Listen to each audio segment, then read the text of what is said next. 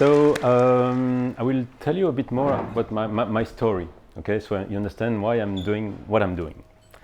Actually, after my graduation, I did economics in Brussels. I left abroad for 10 years. Spent 6 years in Congo. I don't know if you are very familiar or not with Congo, but I spent 3 years close to Kinshasa in Matadi. That's the port where all the importation for Kinshasa are happening. And what I've seen over there is all the illegal e-waste importation in Africa. So it was the first time I realized something is wrong. Then I spent 3 years in the Katanga province, so into the site, a mining sector, I mean cobalt and copper mainly. And I was supplying the mines with some commodities. So as a really good sales guy, I was visiting my customers every week. So I've seen what's happening in the mines. And I realized, again, something is going wrong here. Then I spent 4 years in Asia, China and then Southeast Asia. I've been learning a lot during those 10 years in terms of business process, but in terms of experience of life as well. So when I came back to Belgium, I wanted to capitalize on my experience, to do something positive for environment and society. I just didn't know at the time what to do, and I've discovered the refurbished smartphone market. So found it very interesting, so decided to dig a little bit into it. And actually the first finding was, it's the Far West. Okay, it's full of opacity. Example, when you buy a refurbished smartphone from any platform we may know, we don't know where it's coming from, okay? So we don't know in what kind of condition it has been refurbished. Is it still better to buy a refurbished device when it's being refurbished by children in Vietnam than a new one? I'm not that sure. I'm not saying it's always the case. I'm saying this opacity is leading to that kind of question. And on top of that, it's not creating a lot of economical value locally, because it's dominated mainly by brokers buying batches in the US, in Asia, being refurbished somewhere, and then being resold here. So we are not creating any value in Europe, actually. So based on those findings, I said, okay, let's try to do something. And we started to collect smartphones from companies, okay? Companies giving devices to the employees. After 2, 3, 4 years, they are getting the device back, and then those devices are going to sleep somewhere. So now we are collecting those devices, we are refurbishing those devices locally, so we are creating jobs locally, and we are recirculating the devices. So we started with companies. Now we are working with more than 100 companies in Belgium, out of which Accenture, Sodexo, Stellantis, Veolia, those companies trusting us for our impact and for our process. Okay, so that's how we started. But soon, I realized there are a lot of smartphones sleeping in drawers in your home. But I couldn't go to knock at each door. Could you please give me your smartphone? It's not really scalable, right? So what I've seen, okay, there is 700 million smartphones sleeping in drawers in Europe. That's quite a few. In France, it's 100 million.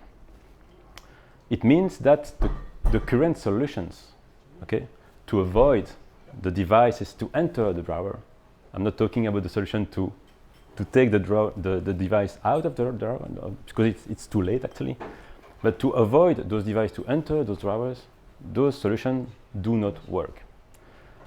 Because people, they don't trust the solution, they are afraid about the data, they don't know there is a solution actually to resell in a transparent and local process, etc. So we've seen all the existing solutions, we've taken the best out of those solutions to create the best solution possible. But let's go back to the B2B solutions. what we have understood quite quickly is that if there is one thing any company has in common, is the, I would say, the willingness to do something positive for environment and society. Either because it's in their DNA, they want to do something positive, or because it's the bank who says, okay, you should really do something. Okay, but at the end of the day, they want to do something. That's what we provide to those companies. Okay, they like the environmental impact. Okay, by nature, that's what we do. We extend the life cycle of the smartphones, right? But that's not enough to make them do something. So we understand that what they really like is the local social impact. So we have created a foundation which is fighting against the digital divide locally. What we do is like we are donating a portion of what we collect to local associations who can help people in need to use that kind of device. Okay. What percentage? Sorry? What percentage? It's not a percentage. Okay. I can explain quickly, or we can. Later. The question is for yeah.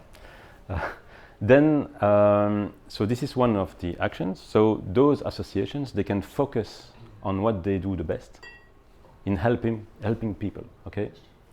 Then we have set up a small school as well to train women between 18 and 35, which are disconnected from the labor market, to be smartphone and tablets repairer. Okay, so it's the second year in a row, and by providing that social impact, I mean the companies are willing to work with us, because at the end of the day they can say, thanks to that collaboration, we've been able to help 20, 50, 100 people. Okay, so this is what they like, this is what they're looking for, and this is what we provide to those companies. So this was the beginning of the whole ecosystem we've been building. Okay, we are not just a simple company. Okay, I take a phone, trust me, we will recirculate those phones, bye-bye. No, we provide a real, I would say, 360 degree solution with local social impact, environmental impact. And so it's a good way for companies to say to all the stakeholders, can be the employees,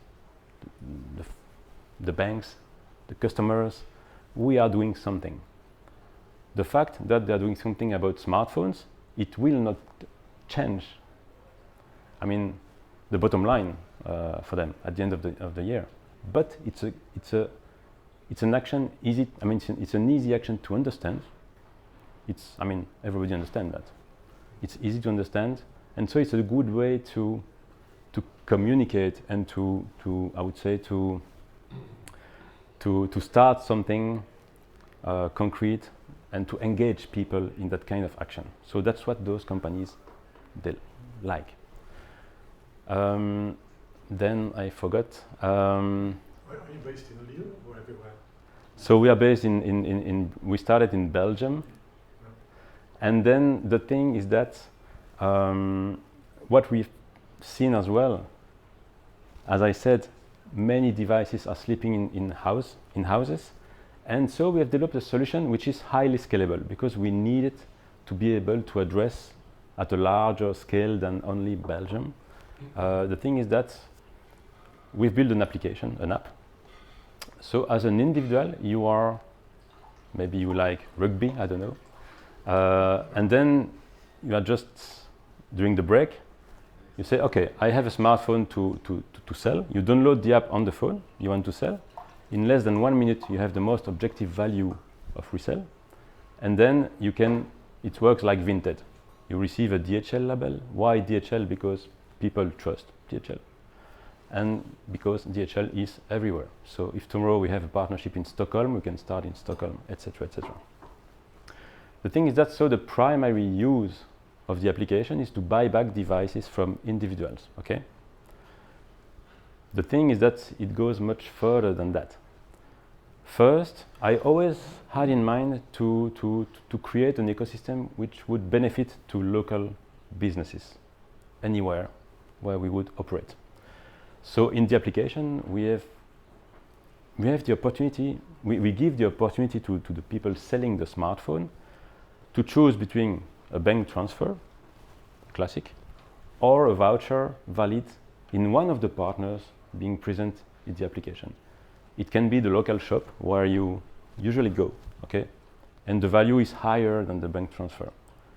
So the thing is that by creating this system, we are allowing finally those small retail shops to attract people and to communicate about the fact that they are doing something positive. Okay, always the same. They are all willing to do something positive. Have you heard of an application called We3? We'll come back later. Sorry, just for the purposes of the recording, we'll keep all the questions to the end. Yeah. So that Chris doesn't have to edit 4 hours of stuff. So. The thing is that, okay, an app is great, but it has to be downloaded, right? So this is one way to have the app being downloaded, is that those retail shops, they are communicating about the app to their customer base. They want to do it, they want to show that they do something positive, and they want to attract customers. So that's a way to do it. So it's generating free downloads for us, right? But again, any company willing to do something positive, same story for the telco operators. Why are they doing those buyback programs? Because they want to show the stakeholders, the customers, that they are doing something positive, right? But they are not passionate about circular economy, right? It's not their core business. They just have to offer that kind of solution. The thing is that we have the solution solving an important problem in the supply chain. We can answer some questions about that later, but our solution is solving an important problem in the supply chain. The telco operators, they don't have the right solution, so they could use our solution in a white label solution. So we would generate revenue thanks to SaaS, software revenue. And at the end of the day, we might even get the devices to be refurbished, because we are actually the only operator that have internalized the whole value chain with a full traceability, creating jobs locally in each country where we will operate. Same for big companies, having 20,000 devices, for example. I've heard one of them in Belgium. They told me, okay, we had 250 complaints about the battery life. Oh, my battery does not last long enough, so I cannot work properly, right? It was impacting the operations, so it has a cost. They don't know how many people have that kind of issue, so what is their risk, actually? They don't know. So they decided, okay, let's change the whole fleet 1 year earlier. 20,000 smartphones. That's quite a big cost. And was not the first line, I guess, in the ESG report at the end of the day, of the year. What we can do, thanks to the technology we have, so the same app, but a B2B version of the app, we just push the app on all the 20,000 devices. We run a functionality test for the battery, for what they want. And then we can change actually the 250 batteries, and they can extend the life cycle of the whole fleet. It's super easy.